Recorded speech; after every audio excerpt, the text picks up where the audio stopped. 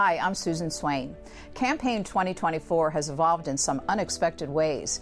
And from now until Election Day, C-SPAN promises you unfiltered coverage of the candidates as they battle to win the White House and Congress. You may not know that C-SPAN is a private company that operates without a dime of government money. And like many media organizations, we've been impacted by cord cutting. This summer, we are asking for you to help support our unbiased political coverage with a donation. Here's the good news. 100% of your contribution, large or small, directly supports C-SPAN operations. And best of all, an anonymous donor has pledged to match your donation dollar for dollar up to $25,000. You can find out more at cspan.org/donate. Help ensure that C-SPAN's unique, long-form coverage of politics is here to stay. Visit cspan.org/donate. Thank you for watching, and thanks so much for your support.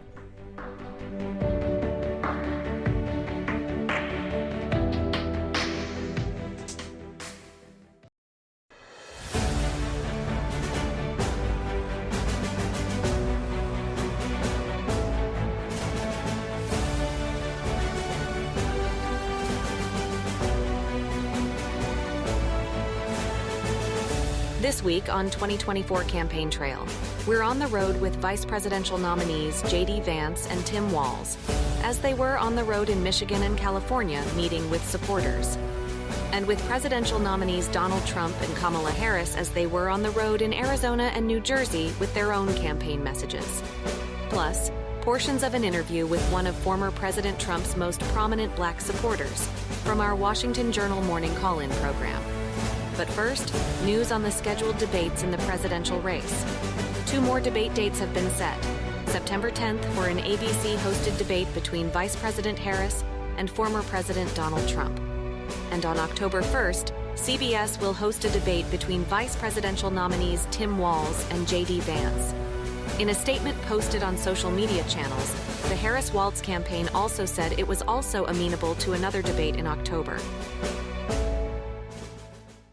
Next, we're in the Phoenix area, where Vice President Harris and Governor Tim Walz were on a multi-day tour of swing states, including Arizona, Michigan, and Wisconsin. Next, a few unscripted moments around the candidates' remarks, from Vice President Harris as she answered a few questions from reporters in Glendale.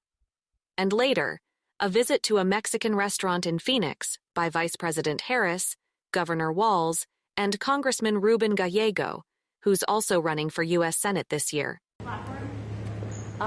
Next week, and it'll be focused on the economy and what we need to do to bring down costs and also strengthen the economy overall. Can you give us a sense of... Do you have any reaction to the Israeli strike in Gaza today that killed at least 80 people? That's the death. You know, yet again, there are far too many civilians who've been killed. I mean, Israel has a right to go after the terrorists that are Hamas, but as I have said many, many times, they also have, I believe, an important responsibility to avoid civilian casualties. Madam Vice President, you've been saying that since October 7th, and that has been the administration's policy for many, many months now, as tens of thousands of civilians have been killed. I mean, there are people who are asking for limitations on arms to Israel, any kind of change. What do you say to those folks who are looking for more than we should look out for civilians? Well, look, first and foremost, and the President and I have been working on this around the clock, we need to get the hostages out. We need a hostage deal, and we need a ceasefire. And I can't stress that strongly enough. It needs to get done. The deal needs to get done, and it needs to get done now. On economy, I know you're going to speak about that this coming week. Yeah. Can you give us a sense on what your view is on the Fed and independence of the Fed? President Trump weighed in on that list last week and said he thought he should have some say in the Fed's decisions. I couldn't disagree more strongly. The Fed is an independent entity, and as president, I would never interfere in the decisions that the Fed makes. And what's your take on their policies right now? There was some concern last week as the market fell that there might be a recession coming. What's your view on that? Well, as we know, there was some turbulence this week, but it seems to have settled itself, and we'll see what the decisions they make next. And I hear about them about the same time you do. Sure. Yeah. Do you know what day you will roll out? Have you started your convention Reaction speech? to the Trump campaign saying Thank you. Thank you. Thanks. Thank you, Madam President. I'm sorry. Find you on this table. I want you to stand here so all these press can hear you talk about your restaurant and your family. Yes. Tell me again. Yes. So we started this restaurant 2 years ago, and it's been a success thanks to our community and my family that helps us. That all of us Fantastic Five pitch in and get this going. Our claim to fame right now is what's on the table is our extra large phone jack. Oh, look at that. Yes.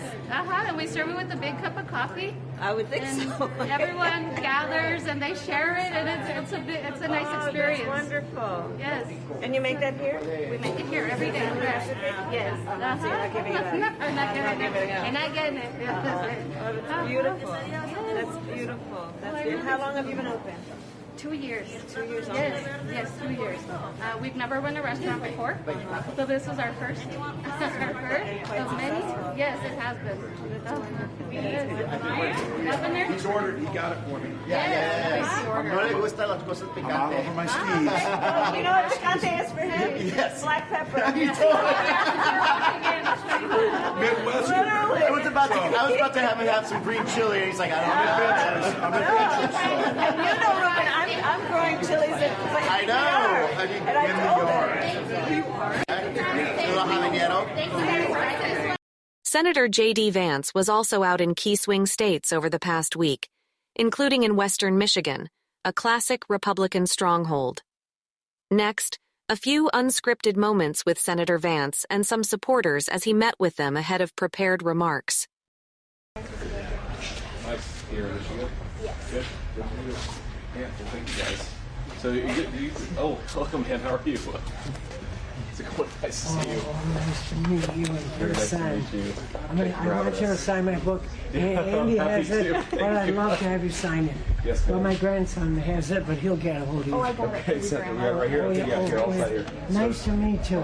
Chuck, yeah. Chuck, very nice to meet you, Chuck. Nice to meet you. God bless you. I was 19 years on the RNC. Oh, cool. Okay, great. My brother Charlie. Okay, Chuck. that's I call him Charlie. Yeah. And my granddaughter. Hi, Cassandra. Very nice to meet you, Sandra. Oh, yeah, will you sign it, please? Yes, absolutely. Well, my parents came from Europe too, so. Okay. Where in Europe? Austria, Alps, Germany, and you're from there across too, right? So, I understand. I mean, I'm a first generation. Your family came from Austria, Right, in Germany, Okay. by the Alps. Yeah. Well, we've taken a couple trips and we really enjoyed it. I really appreciate that. Of course. CD. So you'll call me. Yeah, of course. You'll call me Mary Jane. Mary Jane, so nice to meet you. Call me PD, please. Thanks for coming. Anything we can do to help you, let us know. Yeah. So what's the story of this place? So this is just where you guys. This is a museum. It's just a separate, but you know what, JD, one of your group or Trump's. Yeah. Now, one of the things that bothers me about our opponent in this race, Kamala Harris, she pretends to stand for normal Americans. She pretends to stand for their jobs, for the education of their children. But it is normal Americans, we know this, who suffer the most when politicians like Kamala Harris fail to do their job. Now, let's just compare the record of failure of Kamala Harris with the record of success of Donald J. Trump. President Trump created the strongest economy in history, at least within living memory of this country. Before the pandemic, in 4 years, America gained 7 million new jobs. Isn't that crazy? 7 million new jobs in just 4 years. I wanted to ask you about the latest economic news from this morning, with inflation now being under 3%, the lowest rate since mid-2021. What is your sort of reaction to that news? Well, I think the crowd reaction says it all. Look, when they say that inflation is down, they mean from a baseline where groceries are already 30% more expensive than they were when Donald Trump was president. And they're not saying it's coming down. They're just saying it's not going up as fast as it was 3 years ago. That is not a reputation or a record to brag on. That's a record to be ashamed of. Why did it take them so long to get inflation to where it is? And why are prices so high? It's because Kamala Harris failed to do her job. So if they want to go around, and this is, it's funny. Kamala Harris, on the one hand, will say, on day one, we're going to tackle the affordability crisis. And like I said earlier, Kamala Harris has been the vice president for 3.5 years. And I think, ladies and gentlemen, she's in effect been the acting president, because we all know Joe Biden isn't home. So she's been the one controlling government policy for 3.5 years. She says she wants to tackle the affordability crisis on day one. And then on the other hand, she'll say, well, we've already got inflation under control. Well, which is it, Kamala? Which is it? The simple truth is America's credit card debt is getting higher. Americans are finding the basic necessities of middle-class life less affordable. Americans are becoming, especially young people, are becoming paupers in their own country. If we don't do better, our young generation, they're not going to own anything. They're not going to have anything. They're going to be renters in the country that their parents and grandparents built. Inflation is a disaster. Kamala Harris does not have a leg to stand on. Former President Trump also held a number of campaign events this week, including 2 press conferences and a speech in Asheville, North Carolina. Billed as a speech on the economy, the former president at one point used 2 Tic Tac containers to illustrate the concept of shrinkflation. Now, this is a little bit different day because this isn't around. We're talking about a thing called the economy. They wanted to do a speech on the economy. A lot of people are very devastated by what's happened with inflation and all of the other things. So we're doing this as a intellectual speech. You're all intellectuals today. Today we're doing it, and we're doing it right now, and it's very important. They say it's the most important subject. I think crime is right there. I think the border is right there, personally.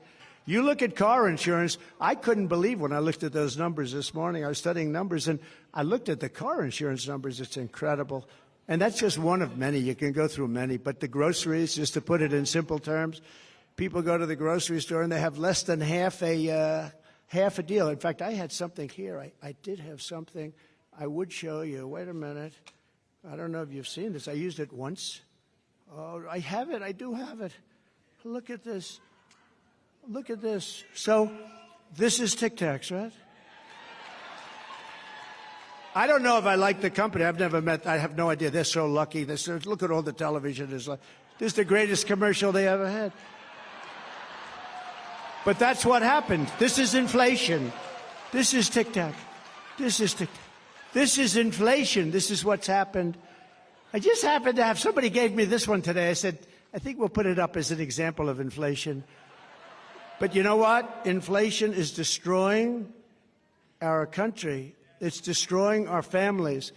We will target everything from car affordability to housing affordability to insurance costs to supply chain issues.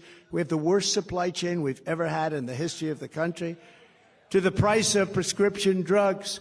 I will instruct my cabinet that I expect results within the first 100 days or much sooner than that. Later in the week, he held a press conference at his Bedminster, New Jersey golf club, where he also hit on the theme of inflation and the economy. $129 more on energy and $241 more. This is all per month on rent. So you have that, $148, $129, $241, and then many other increases. You add it all up, it's thousands and thousands of dollars that she and he have cost people. The cost of a typical monthly mortgage has doubled since I left office, and that number was about 3 months old from government, and now it's tripled.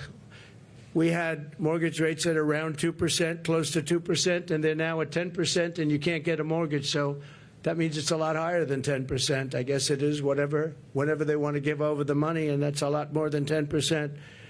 So when you think about double, they've actually quadrupled or more than that. Think of that, quadrupled. What happens to all these groceries? She's 100 years old. She wants my autograph. I think we should do it. Go do it.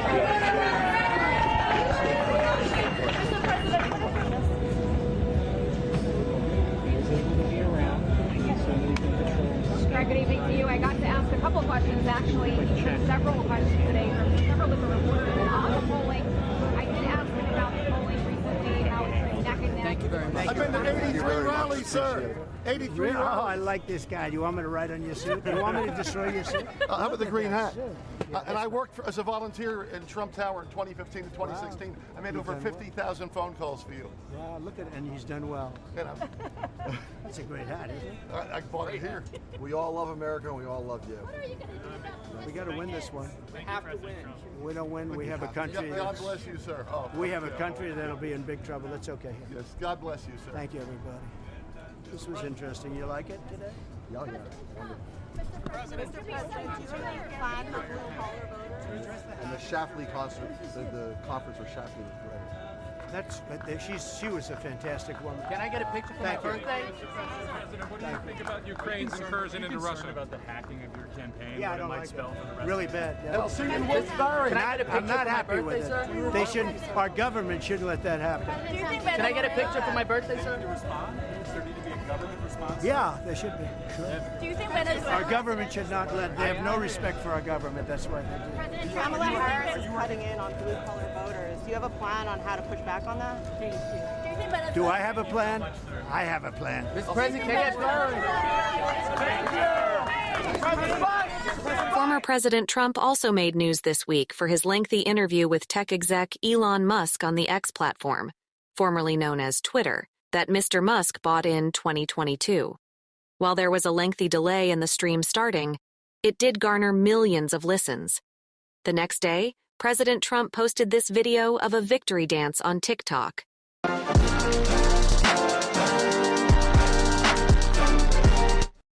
Former President Trump also voted early in Florida's primary election this past week.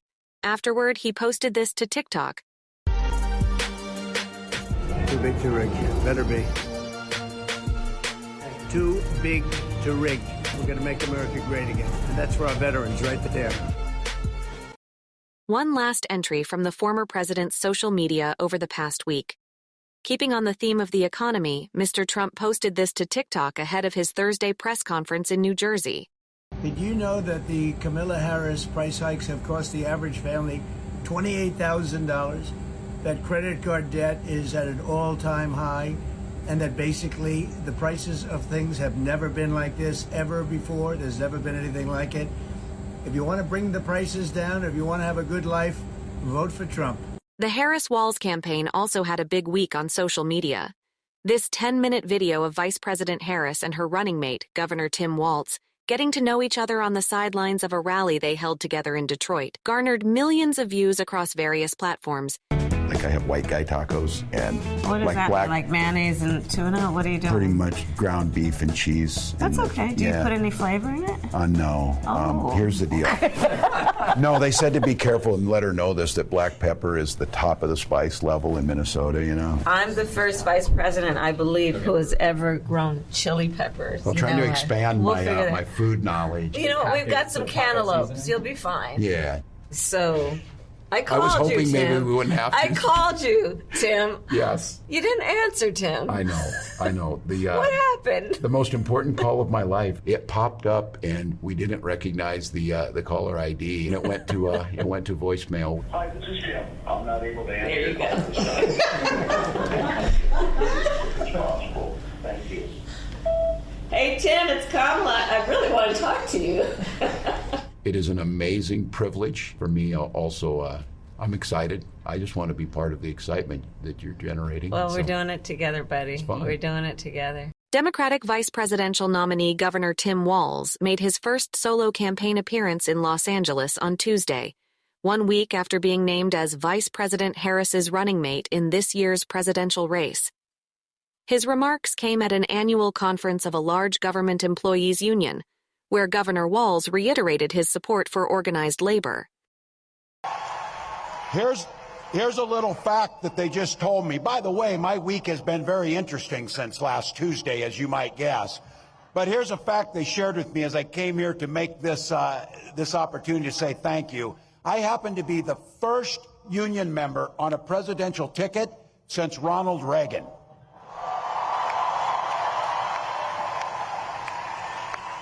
But rest assured, I won't lose my way.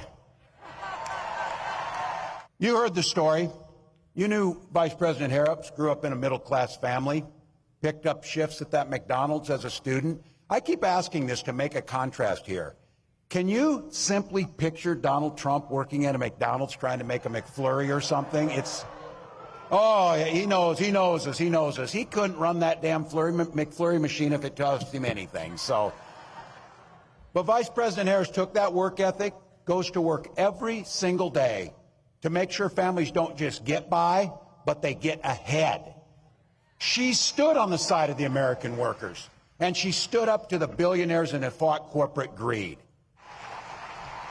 With my dad's encouragement, a guy who served in the Army during the Korean War, I signed up for the Army National Guard 2 days after my 17th birthday.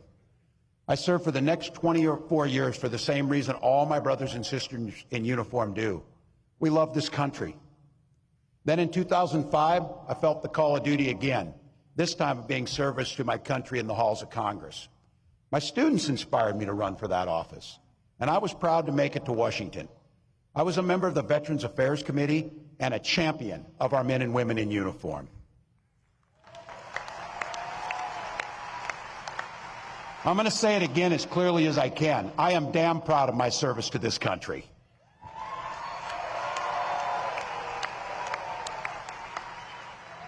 And I firmly believe you should never denigrate another person's service record.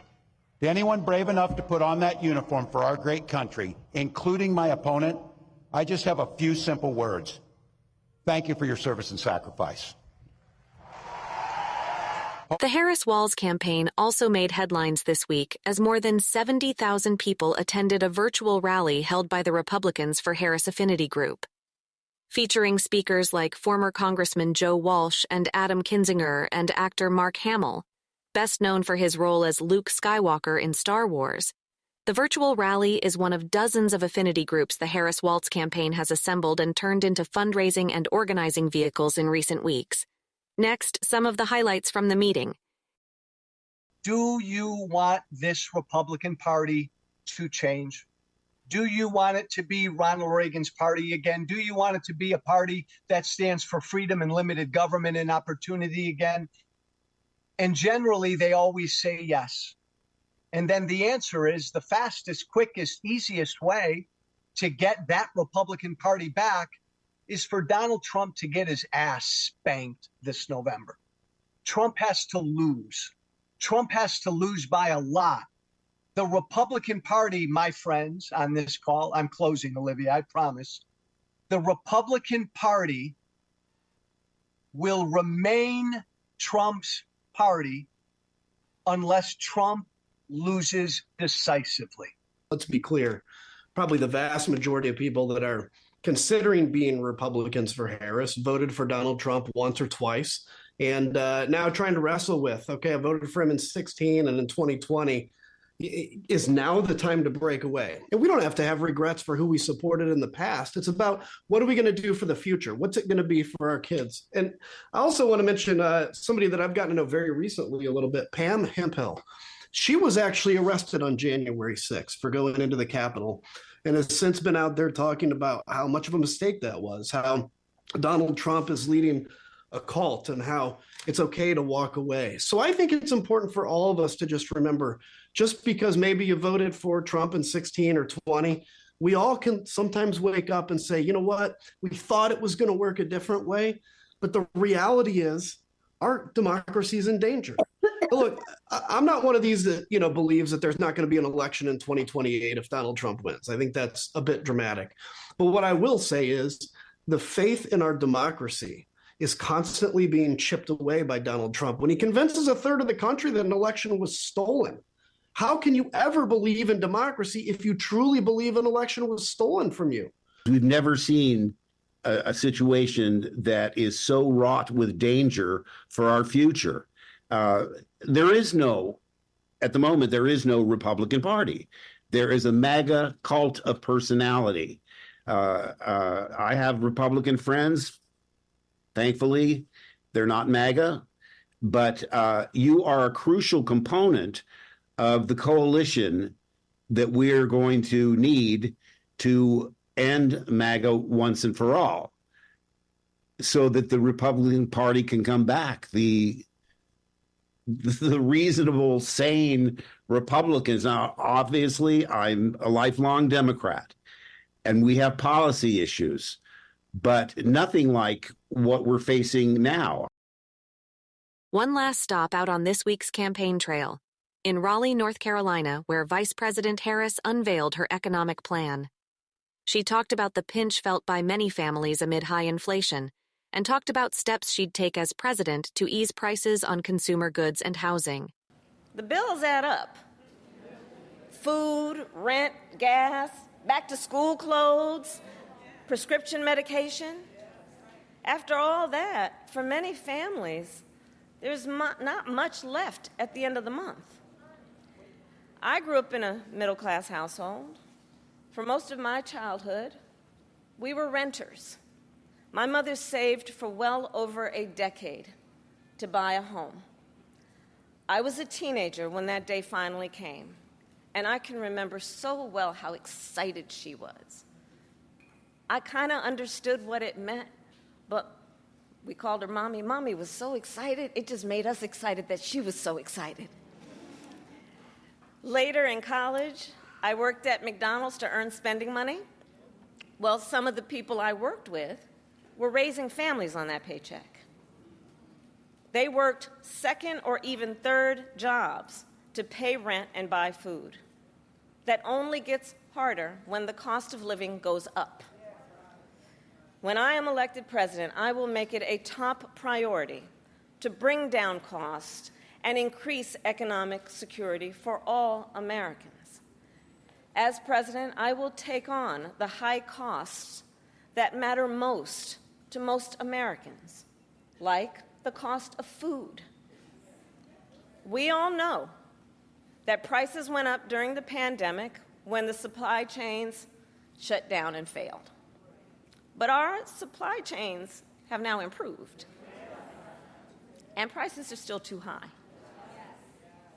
A loaf of bread costs 50% more today than it did before the pandemic. Ground beef is up almost 50%. Many of the big food companies are seeing their highest profits in 2 decades. And while many grocery chains pass along these savings, others still aren't.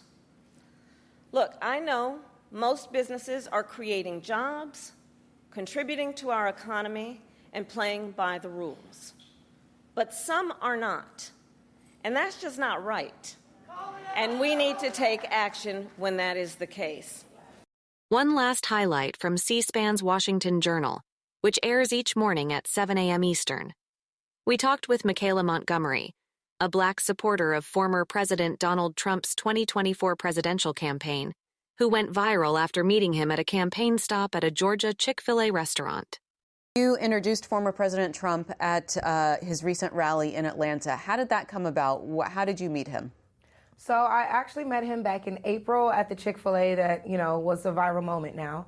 And I've been in contact with the team ever since then. I just reached out to the team and I said, what are the odds that I can speak on Saturday? And they said yes. And I made that request on a Wednesday night. And nobody, told me what to say. Nobody said, make sure you do this. Nobody made any edits to my speech. They literally let me write it out. I submitted and said, this is what I'd like to say. They said, all right, try to keep it under 5 minutes. And why do you personally support former President Trump?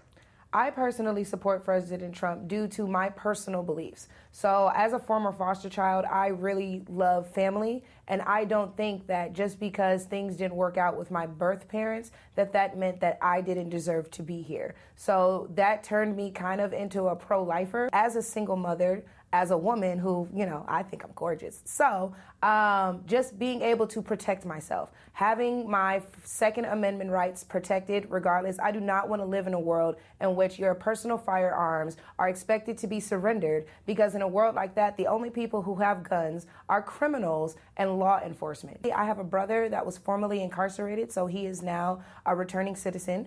And I think it's unfair that migrants can commit a crime by illegally migrating over here, and they get rewarded with the same resources that my brother would be turned down for. So my brother cannot get food stamps. My brother cannot apply for a luxury apartment. My brother cannot just go out for a corporate job without knowing somebody who knows somebody. Yet a migrant can come over here illegally and be awarded food stamps, be awarded housing assistance, be granted the opportunity to pursue a higher education, all of these things. Yet my brother, who was born here, bred here, when he worked, paid taxes here, he can't get those things, but a migrant can. So when I look specifically at policy and my personal experience, everything that I would want aligns with what I see on the Trump side. So, Kayla, the Atlanta rally that we were talking about, where you introduced former President Trump, a few days before that, he spoke to the National Association of Black Journalists, and he talked about Vice President Harris's racial identity, that she had become black. A lot of critics said that that hurt him with black voters. What was your reaction? I don't know why it would hurt him with black voters, because it seems like black voters are offended by everything except the conditions in which their reality is set. So while we might be offended that a rich white man is questioning the nationality of a quote-unquote black woman, that black woman does not claim to be black outside of campaign season. So we saw her be black as she was vying to be VP. The hot sauce on the pork chops, the marching with the band, all of a sudden she's paying attention to her AKA sorority sisters. But then once sworn in office, you didn't see the acknowledgement of her sorority or her HBCU. She didn't wear pink, she didn't wear green, she didn't wear anything HU. She also did not acknowledge the black community while in office. We saw bills signed for Asians. We saw bills passed for migrants, which primarily affect the Hispanic community. We saw bills passed for literally everyone but black people. A reminder, this program and all of C-SPAN's campaign 2024 coverage can be found online at cspan.org/campaign.